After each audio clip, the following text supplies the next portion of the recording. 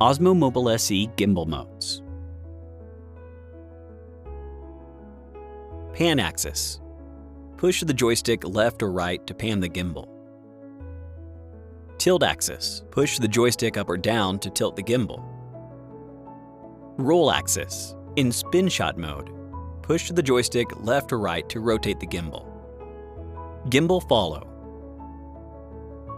Follow mode is enabled by default when the gimbal is powered on. In follow mode, the camera view follows the gimbal's pan and tilt movements. This is suitable for shooting up, down, and diagonally. When shooting up and down, aim at a tall building from a high angle, and then gradually move backward while tilting down to cover the entire subject for an interesting shot.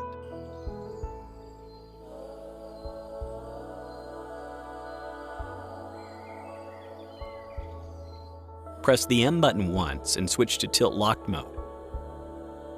The camera view only follows the gimbal's pan movements and stays stable during tilts and rolls. This mode is suitable for shooting horizontally or moving around the subject.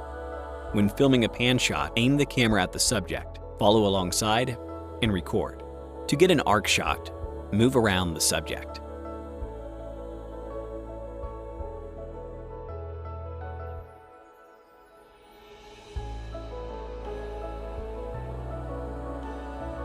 Press the M button once and switch to FPV mode.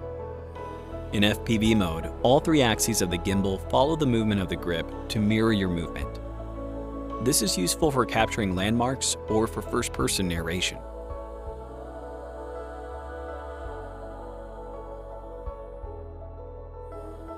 When capturing a human subject, push in and then pull back to pop out from the subject.